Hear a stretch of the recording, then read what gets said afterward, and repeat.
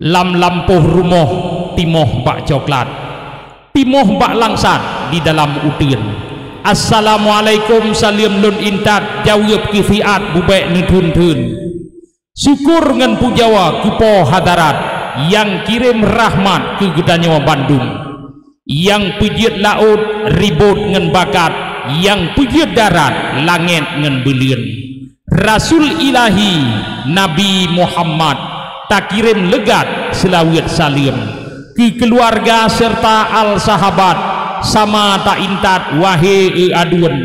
para ulama rata di tempat takzim hormat serentak takun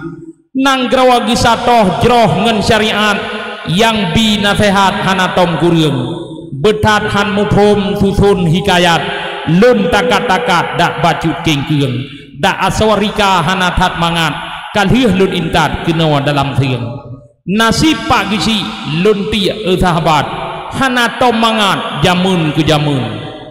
kasama corak dak berangkapat mameh dengan klat hidawa gepudhun haba lam kampung kaum ulun hat bak jino saat parah dum uriang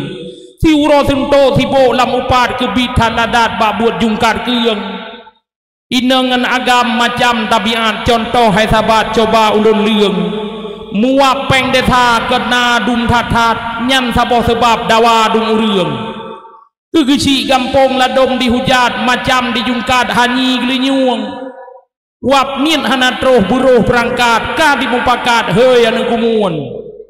ladom bak jambo atau siasat upat sampai mujium-jium dinan gebahah bah rumah rehab persih sahabat lam rapat umum gesi lam desa na yang mentatat ule dikap-kap pike sureung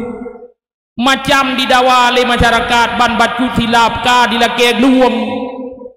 ulai gemumang petimang rakyat bagi petupat haba goblin teung pelom nawareh paleh fiurat muhun perangkat hana mutumung nya hana roh drawa dino segawat kegisi mehat pesalah Bandung tuduh menuduh hantuduh siat dak berangkapat menan pekateun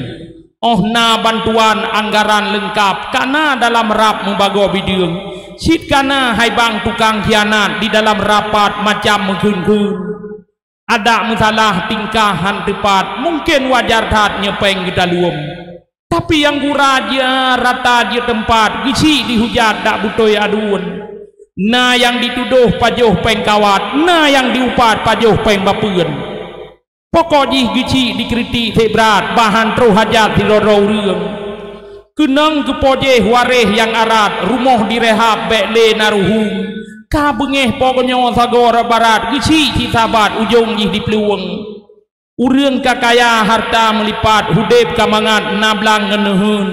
gom nyan pisaban dinan gaharap kan cukup gawat nyan sid gerahun maka lam gampung kaum je tempat karungan upat hanjir dahirian muap lam desa beda pendapat hana sapu pakat hingga mengkengkeng oleh sebabnya rakan kerabat dakkan perangkat na gaji dulian karena kita nyawa sebagai rakyat dak hana pangkat yang jroh dapudhun sayang tat pade tangki muulat sayang bak tomat kapatah jadeun oh nawa ke cae bekle panjang tat mupat nasilap meah ke Bandung ya ya mudah-mudahan ino hana yang kun bangsi yang terpegahnya kena taino ya tapi ada balain man